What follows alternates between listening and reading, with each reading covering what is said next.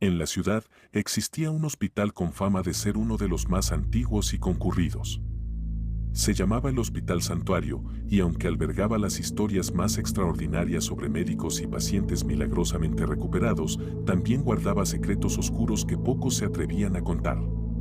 Entre enfermeras y doctores circulaban rumores sobre el último piso, un lugar que oficialmente no existía pero que todos los empleados juraban haber visto o incluso, en susurros, haber sentido. La leyenda decía que, años atrás, el hospital tenía una planta destinada a pacientes terminales y experimentos clínicos secretos. Pero después de una serie de eventos trágicos y misteriosos, se cerró el acceso, sellando todas las entradas al piso y negando cualquier información sobre su existencia. Diego era un joven interno de medicina que había comenzado a trabajar en el hospital recientemente. Su turno era nocturno y, aunque estaba acostumbrado a largas jornadas y noches solitarias en los pasillos desiertos, había algo en el Hospital Santuario que lo hacía sentir intranquilo. Cada noche sentía una presencia que lo seguía mientras caminaba de un cuarto a otro, atendiendo a los pacientes. A veces, escuchaba pasos en los pisos superiores, a pesar de que, según le habían dicho, el último piso estaba clausurado. Una madrugada, mientras revisaba los expedientes de un paciente en la recepción, la luz parpadeó. La computadora comenzó a fallar y, de repente, en la pantalla apareció una carpeta nueva llamada Santuario. Intrigado, Diego la abrió. Dentro, encontró documentos viejos, informes médicos y archivos escaneados. Uno de los archivos capturó su atención: Proyecto Último Suspiro, piso 13. Decía que algunos pacientes terminales habían sido enviados a un supuesto piso 13 para tratamientos experimentales en los últimos días de su vida, aunque la mayoría nunca regresaba. Nadie mencionaba qué sucedía en ese piso y tampoco el hospital registraba sus decesos. Diego pensó que era una broma o una historia de terror archivada por algún empleado aburrido. Pero mientras leía, comenzó a escuchar pasos justo encima de él. Miró hacia arriba, tratando de descifrar si alguien estaba en el piso clausurado. La curiosidad lo venció, así que tomó su linterna y decidió investigar. Subió en el ascensor hasta el piso 12 y al salir, encontró una puerta de metal sellada que parecía más vieja que el resto del hospital. La puerta estaba bloqueada, pero tenía un pequeño vidrio empañado por el polvo. Diego limpió la superficie con su manga, y en ese momento, una mano del otro lado golpeó la ventana, haciendo que retrocediera con el corazón acelerado. Podía ver una figura detrás del cristal, inmóvil, con los ojos oscuros fijos en él. Diego pensó en regresar, pero al dar media vuelta, escuchó cómo la puerta se abría lentamente con un chirrido. Algo en su interior le decía que no debería entrar, pero sus pies parecían no escucharle, avanzando por sí solos. Entró al piso 13. El aire era denso y frío, y una neblina cubría el suelo. Las luces del pasillo apenas funcionaban, parpadeando débilmente. El pasillo estaba en penumbras, y el silencio era casi tangible.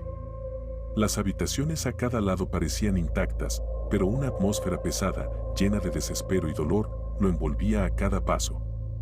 Las paredes estaban decoradas con viejas manchas oscuras que parecían sangrientas y había marcas de arañazos en algunas puertas. Diego pasó por la primera habitación y al asomarse, encontró una cama antigua con correas rotas y manchas oxidadas. El monitor de signos vitales emitía un leve pitido, aunque estaba desconectado. Entró y en el reflejo de la ventana creyó ver la figura de un hombre delgado con bata de hospital parado detrás de él. Se giró de inmediato, pero no había nadie. Intentó calmarse y salir de la habitación, pero al hacerlo, escuchó una voz débil que decía: «Por favor, ayúdame». Siguió avanzando, mientras la voz parecía provenir de cada habitación por la que pasaba. El terror lo invadía, pero sentía la urgente necesidad de saber más sobre aquel piso y sobre los pacientes que habían desaparecido. Finalmente, llegó al final del pasillo, donde una última habitación, la 137, lo llamaba. La puerta estaba entreabierta y la luz parpadeaba intermitentemente. Empujó la puerta y al entrar, la atmósfera cambió radicalmente. Una decena de camas alineadas ocupaban la habitación.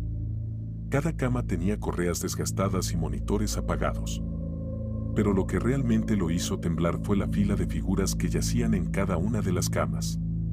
Eran pacientes, hombres y mujeres, con piel grisácea y ojos abiertos, mirando fijamente al techo, sus cuerpos inmóviles como si el tiempo se hubiera detenido para ellos. Diego trató de moverse, pero al girarse hacia la salida, todas las figuras giraron sus cabezas hacia él, observándolo en silencio. Sus bocas se abrieron lentamente, emitiendo un gemido profundo y lastimero, como si cada uno de ellos intentara hablar al mismo tiempo. En medio del horror, Diego vio un rostro conocido en una de las camas. Era uno de sus colegas, un joven doctor que había desaparecido unas semanas antes sin dejar rastro. La piel del hombre estaba pálida y tirante, y su expresión mostraba un sufrimiento indescriptible. Antes de que Diego pudiera reaccionar, su colega abrió los ojos y habló en un susurro: «Corre. Todavía tienes tiempo». Aterrorizado, Diego comenzó a retroceder. Sintió algo frío en su espalda y al girarse, vio una figura alta y delgada con bata de laboratorio y guantes ensangrentados. Su rostro estaba parcialmente cubierto por una máscara antigua y sus ojos, oscuros y vacíos, parecían perforar su alma. «¿Vienes a unirte a mis pacientes, joven doctor?», dijo el hombre en un tono escalofriante. Diego retrocedió, tropezando y cayendo al suelo mientras la figura se inclinaba hacia él, extendiendo una mano esquelética. Aterrorizado, Diego se levantó y corrió hacia la puerta del pasillo, pero, al llegar, se dio cuenta de que el pasillo había cambiado. Era mucho más largo y oscuro, y las luces parpadeaban violentamente. Corrió con todas sus fuerzas, escuchando los pasos de la figura que lo seguía y los gritos de los pacientes resonando en sus oídos. Al llegar al ascensor, presionó el botón frenéticamente, pero las puertas no se abrían. Miró hacia atrás y vio a la figura acercándose, extendiendo sus brazos, como si quisiera arrastrarlo de vuelta. Justo cuando pensaba que todo estaba perdido, las puertas del ascensor se abrieron y Diego entró de un salto. Presionó el botón para el primer piso y las puertas se cerraron. Mientras el ascensor descendía, Diego trató de recuperar el aliento. Pero en las paredes del ascensor comenzaron a aparecer manchas de sangre y el espejo reflejaba no solo a él, sino a varias de las figuras que lo observaban desde atrás, sus ojos fijos en él. Las puertas finalmente se abrieron y Diego salió corriendo hacia la salida principal del hospital, donde varios de sus compañeros lo vieron en un estado de shock. Trató de explicar lo que había visto, pero cuando regresaron al piso 12, no había ningún rastro del piso 13 ni de las habitaciones que describió. A la mañana siguiente, Diego renunció y dejó la ciudad. Los rumores sobre el piso clausurado continuaron, pero nadie volvió a hablar con él después de esa noche. Sin embargo, algunos empleados del hospital aseguran que, en el monitor de cámaras, a veces aparece un piso adicional entre el 12 y el 14. En ocasiones, incluso, se escucha el pitido de monitores de signos vitales y, si uno presta atención, el débil susurro de un joven que grita, desde alguna dimensión perdida en el tiempo: «Sáquenme de aquí».